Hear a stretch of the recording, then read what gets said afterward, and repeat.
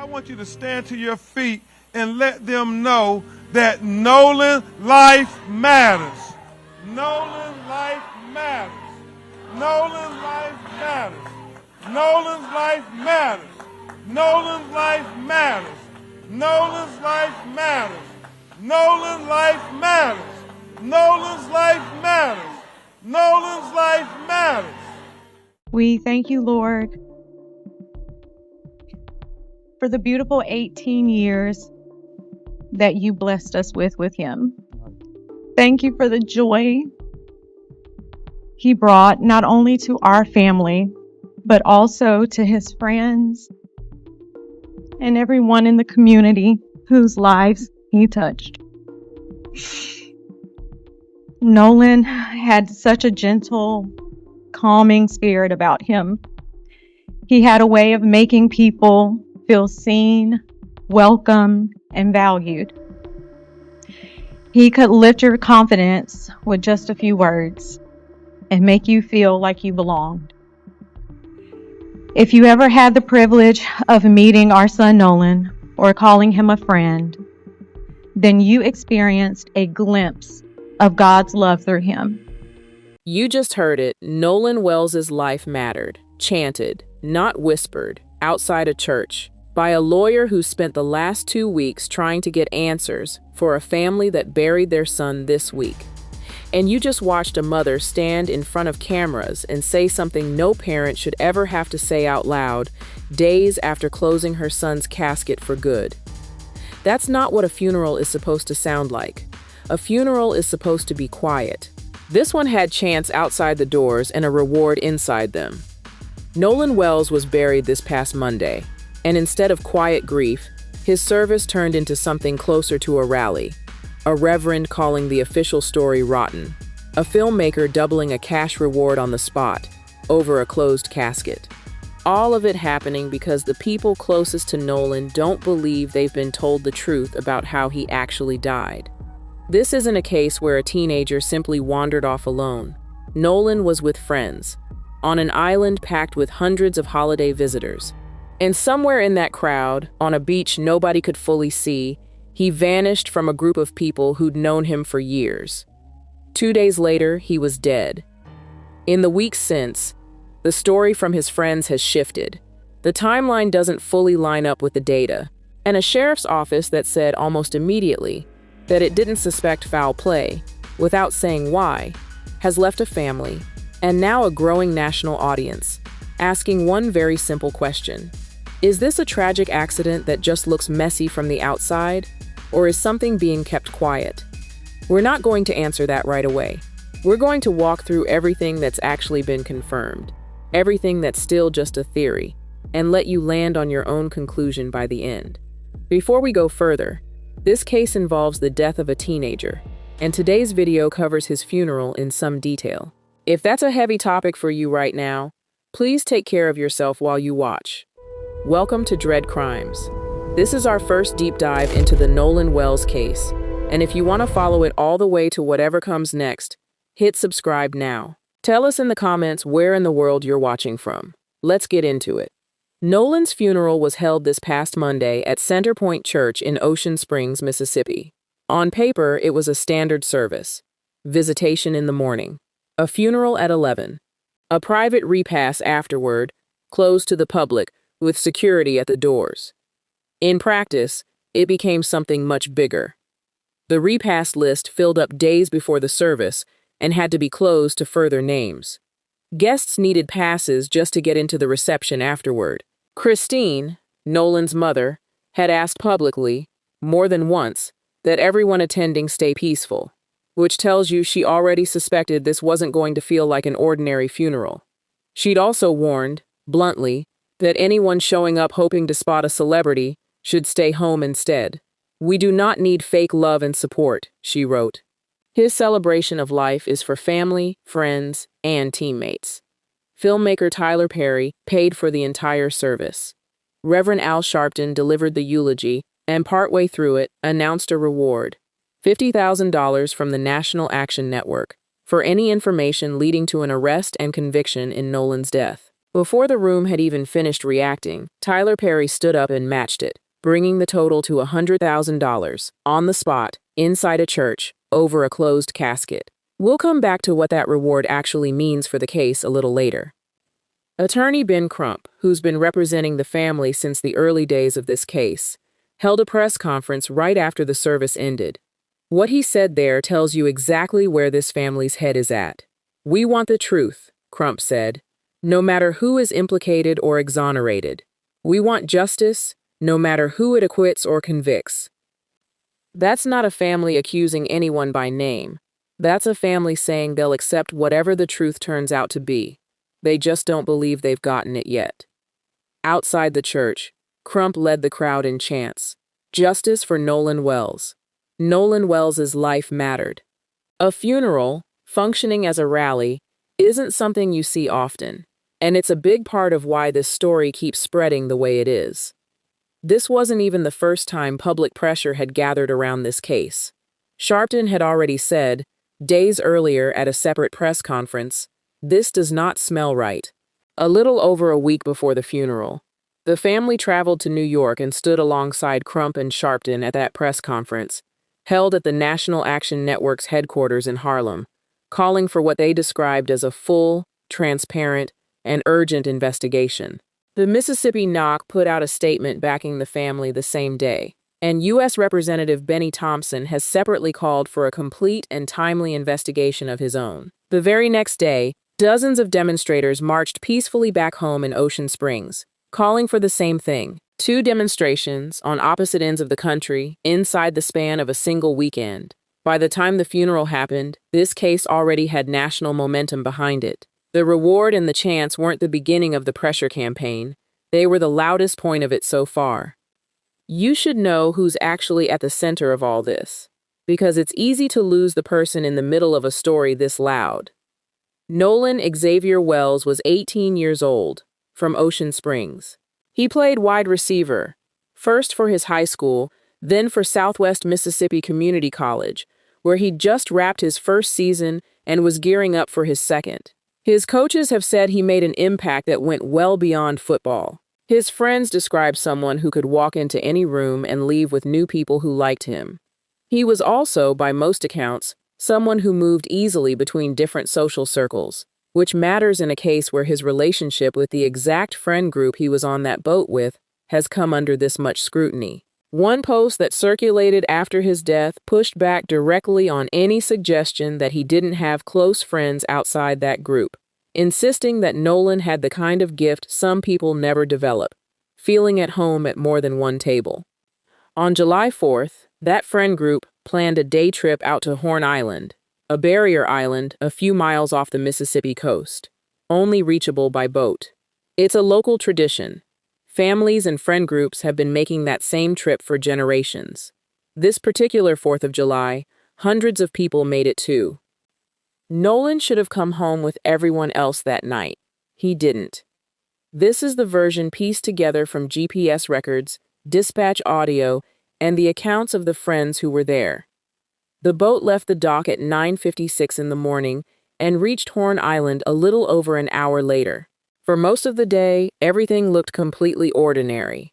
A group of friends on a beach, alongside hundreds of strangers doing the exact same thing. Nothing about those first few hours stands out. It's exactly the kind of holiday footage you'd expect from any group of friends killing a summer afternoon on the water. Nolan was last confirmed seen by his friends around 3 p.m. Sometime after that, according to the group, he told them he wanted to stay behind and talk with a young woman he'd met on the island, and that he'd catch a ride back later with a different group of friends who were also there that day. About 30 minutes before the boat actually left, someone called a private towing company, reporting the boat was taking on water. You can hear the exchange in the audio that's since been released. The operator says, "We're sinking. Can you all please come?" The dispatcher on the other end asks if everyone on board is okay. The operator answers, Yeah, everybody is on board." That single line, "everybody is on board," is the moment this case turns on.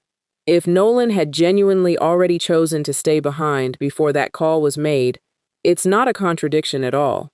If the timing is off by even half an hour, it becomes one of the most important details in the entire investigation. At 4:31 p.m., GPS shows the boat pulling away from the island, without Nolan, but with his phone. From there, the tracking data keeps going. The boat heads back toward the mainland, gets towed a few miles to deal with a water issue, and eventually resumes normal speed on its own power, moving through several more stops before it's finally loaded up that evening. None of those later movements are unusual on their own. What matters is the one moment none of them can explain. The exact point Nolan stopped being with people who knew him. Nolan didn't come home that night. A friend called the Coast Guard around 11 p.m., roughly 7 hours after the boat had already left the island without him. This detail, more than almost any other, has fueled the distrust in this case. The Jackson County Sheriff's Office didn't formally request Coast Guard assistance until around noon the next day, about 13 hours after that first call came in. 13 hours, on a case involving an 18-year-old alone on an island reachable only by boat. Nobody in law enforcement has fully explained that gap, and it's one of the specific points Nolan's parents have raised publicly, saying it's part of why they've struggled to trust the pace of the official response. Once the search did formally kick off, it moved fast and wide. The Coast Guard, the Mississippi Department of Marine Resources, the National Park Service, and volunteer crews from the United Cajun Navy all joined in. On the morning of July 6th, a park ranger found a body in the water near the island. Dental records confirmed later that day it was Nolan. Search efforts on Horn Island are never simple. There's no road access, no permanent structures, and the terrain shifts constantly with the tide, which is part of why it took multiple agencies working together, rather than one department alone, to cover that much ground and water in a short window of time. It's also part of why the 13-hour delay matters as much as it does. On an island this exposed, every hour without a coordinated search is an hour where conditions, weather, and current can change what's actually recoverable. The coroner said there were no immediately obvious signs of trauma. That detail alone has caused confusion, because people naturally ask why dental records were even needed if there was nothing visibly wrong. The honest answer is that it's standard procedure for anyone recovered from the water. Time in water changes appearance fast, so investigators default to dental or DNA comparison regardless of condition. It's not on its own a sign that something sinister happened, but combined with everything else, the delayed Coast Guard call, the missing phone, the two conflicting accounts, it's one more detail that's kept this story from ever feeling fully settled. If Nolan was staying behind to catch a later ride, why did his phone leave without him? His mother didn't wait for police to explain it. She used a location-sharing app and tracked the phone down herself, not to Horn Island, but back on the mainland, at the home of one of the friends who'd been on the boat. Nobody has explained publicly how or why that happened. Attorney Ben Crump has called it bizarre for a teenager to be separated from his phone at all, and pointed out something that deserves more attention than it's gotten. Nolan's own family found that phone before investigators did. It helps to understand exactly what kind of place Horn Island is, before you judge how serious that actually is. It has no shelters, no facilities, and no cell service. Nothing waiting for you if the day goes wrong, and no way to call anyone if it does. It's not a beach with a lifeguard stand and a snack bar 100 yards away. It's an uninhabited barrier island, hours from the mainland by boat. And once the sun starts going down, whoever's still out there is genuinely on their own. Whatever the explanation turns out to be, the immediate consequence is simple. If something went wrong for Nolan after his friends left the island, he had no way to call anyone. Not his mother, not 911, nothing.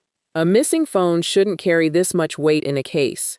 And yet here it is, sitting at the center of one of the biggest unanswered questions so far. That's the level of detail we're working through for the rest of this video, so hit subscribe now because this is only the first layer. This is where the case stops being simple. The friend's account has always centered on one detail, that Nolan chose to stay behind for a girl. But according to Crump, that same young woman gave investigators a different version entirely. She says Nolan told her he was heading back to get on the boat with his friends, not staying behind. Two accounts, two different endings to the same afternoon. They can't both be exactly right, and as of today, nobody involved has offered an explanation for why they contradict each other. There's also a piece of footage that spread online early in this case, a video filmed from a boat offshore, appearing to show an altercation on the island, with someone shouting about a phone. For a while, people online assumed that voice belonged to Nolan. One of the friends came forward publicly to say the voice was actually his, involved in a completely separate dispute, unrelated to Nolan. Maybe that clears it up, maybe it doesn't. Either way, it's one more example of a case where the public story keeps needing correction after the fact. Investigators have interviewed roughly 60 witnesses so far, including the 3 friends who were on the boat with Nolan, who've reportedly been questioned in depth. That number alone says this isn't a quick open and shut case. It's a wide, slow-moving investigation, and it's still moving. More than anything else, one early comment is what planted the word cover-up in people's minds. On July 6th, the day Nolan's body was found, Jackson County Sheriff John Ledbetter told reporters that his detectives were talking to people who'd had direct contact with Nolan the day he went missing, and added, without much elaboration, that no foul play has been identified at this time. To a family desperate for details, and to a public watching a case unfold in real time, that line landed badly. Not because it was necessarily wrong, but because it came so early, before toxicology results, before a completed investigation, before most of the contradictions we just walked through had even surfaced. Saying there's no sign of foul play this fast, without laying out why, is exactly the kind of thing that makes people assume there's more going on underneath. The sheriff's office has since said the investigation remains active, that detectives are still working it, and that they've brought in the FBI to help examine digital evidence. But that early comment is the one people keep coming back to. Trust, once it cracks in a case like this, tends to stay cracked, even when a department's later actions look more careful. There's a detail here that hasn't gotten nearly enough attention, and it changes the shape of this story. This past week, the FBI's Jackson Field Office confirmed publicly that it's been assisting Jackson County investigators, and, separately, that it's been helping address interstate threats made against people connected to the case. Threats serious enough, and crossing enough state lines, that federal agents had to get involved just to manage the fallout. That's not a detail about Nolan's death directly. It's a detail about how explosive this case has become around the people connected to it. A sign of how much national heat is now sitting on top of a local investigation that started with one missing 18-year-old. The FBI has been careful to say Jackson County remains in the lead, but their presence here is doing 2 things at once: helping dig through digital evidence and trying to keep an increasingly volatile situation from boiling over into something worse. A case that pulls in a $100,000 reward, 60 witnesses, and federal agents managing threats isn't a case that's slowing down. Subscribe to Dread Crimes so you're here for whatever breaks next, because something almost certainly will. Alongside all of this playing out publicly, there's a quieter, uglier layer running underneath it. Nolan's mother, Christine, has said openly that she's been receiving hate mail since her son's death. Asked about it in one interview, her response to the people sending it was blunt: "Go touch some grass." That single line says something important on its own. This case has stopped being just an investigation.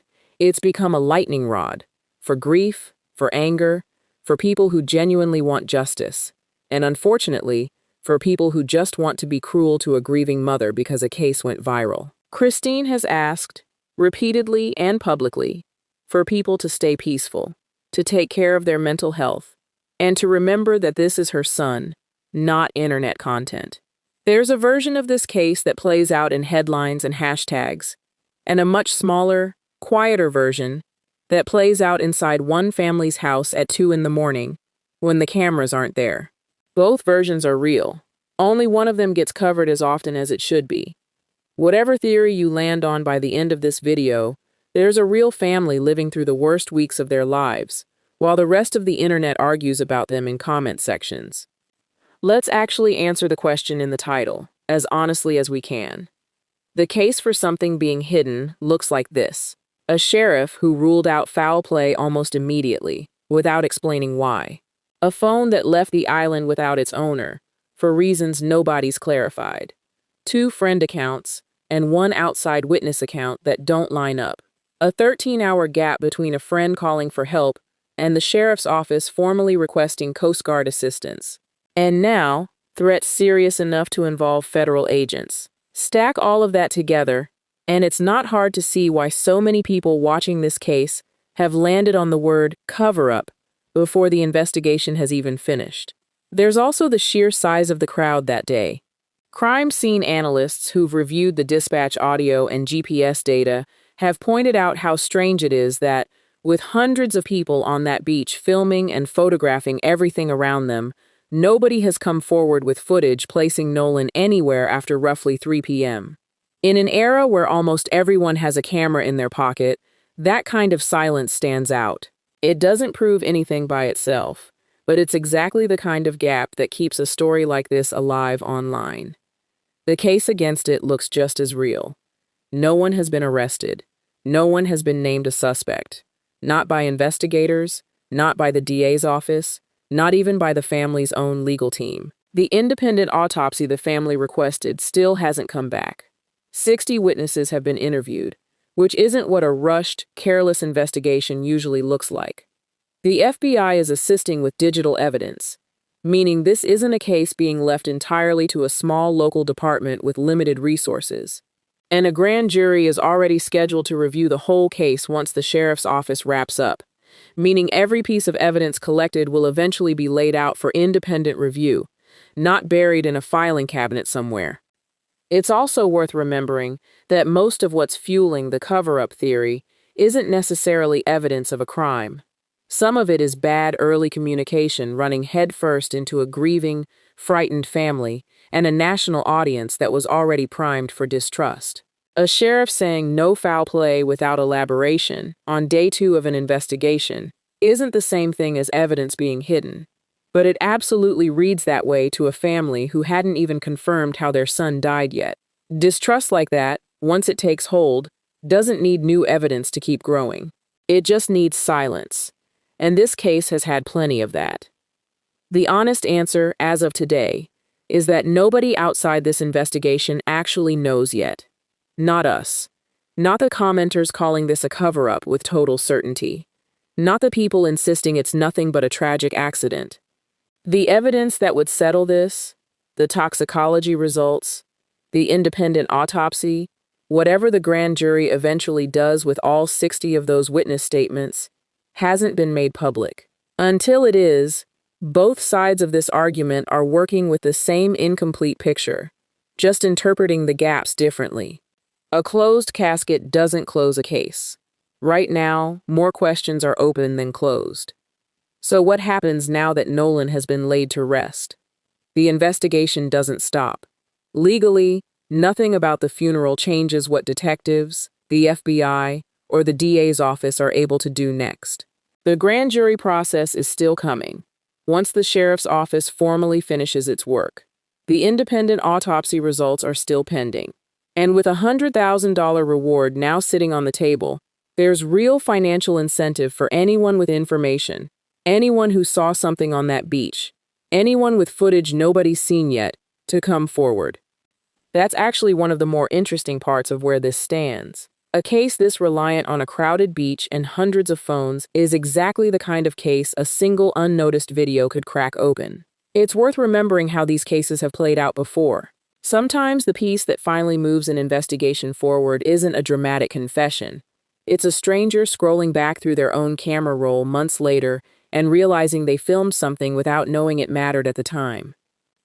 Whether that happens before the funeral fades from headlines or after, that's the part none of us know yet.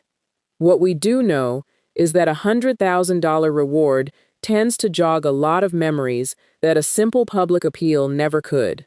Rewards like this one have a track record in cases that stall for exactly this reason. Not because nobody saw anything, but because the people who did see something never had a strong enough reason to come forward until money was actually on the table. It's a cynical mechanism, but it works often enough that families keep turning to it when official channels stall out.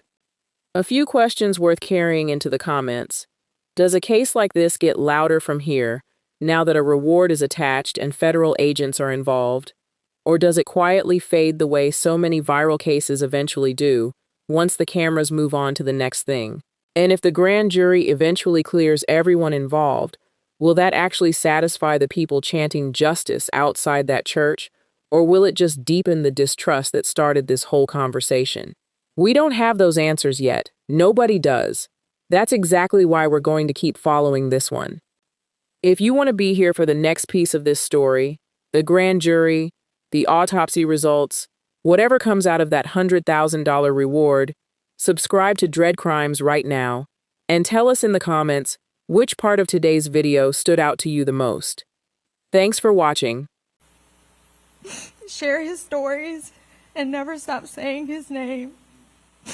As long as we continue to remember him, his light will continue to shine through us all.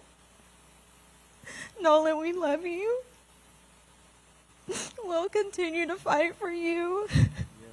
Yes. And until we meet again, and thank you all for coming. Thank you.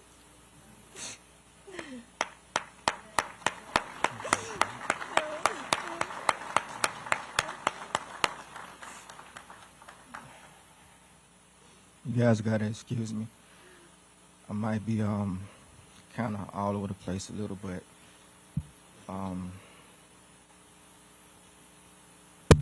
This is from.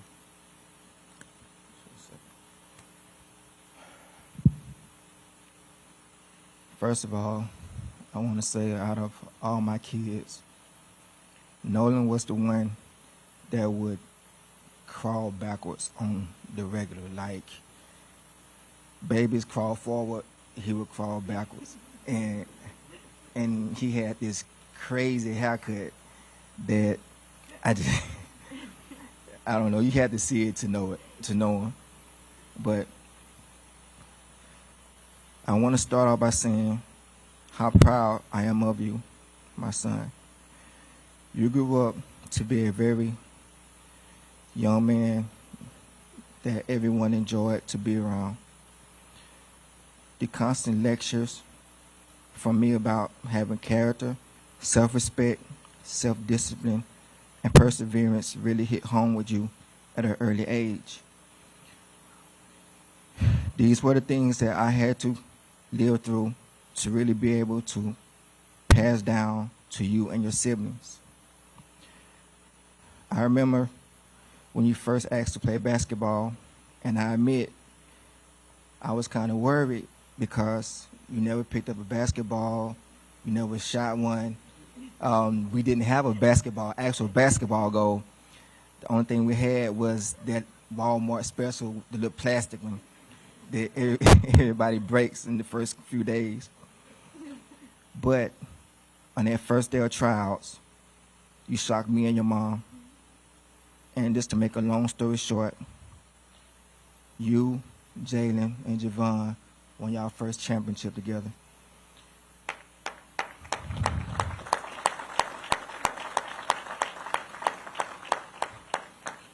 Middle school was even more exciting because you were not just making a name for yourself on the football field, the basketball court, and the baseball diamond, but you were also laying the groundwork for your little brother Elmore. I nicknamed you Mr. Cool Hands because it seemed like you was catching a touchdown every game. You wanted to be the best. So I poured all my knowledge into you that I could by taking you to the gym to work out, taking you to the beach to do drills in the sand, teaching you how to watch film, how to study your opponent's strengths and weaknesses. And you carried these teachings all the way through high school and had an amazing run. Also during that time, you made a lot of friends. We helped a lot of people, and you became well liked by many. It really warmed me and your mother's heart when we would get a phone call or an email from a teacher talking about something that you did for a fellow student. All the teachers love Nolan. The day you came home from college, you came in the room and you asked me about training. You would always ask us, or always tell us about things that you want to do for us. When you signed with a school, you want to do this and take me and your mother there. And I would always tell you that, son, you need to take it one day at a time. During this time, you trained, you worked out. The bond with your younger siblings grew stronger because they looked up to you for motivation, especially your younger brother, which played the same position that you did. You guys' competition, Cannon, Nolan loved you, and he wanted you to do just as good as he did. Ethan, the same way. Even though you weren't a receiver, he wanted you to do great things. Carly, Jaden, with you guys being the oldest, he wanted the best for you guys. And I know that he would have did anything he could to make you guys happy. I just want to say thank you all for coming out. Thank you all for coming out and celebrating our son. Nolan meant a lot to a lot of people. And today it just shows us how much he meant to the community, to the country, and to the world. Thank you guys again for coming out. We appreciate it.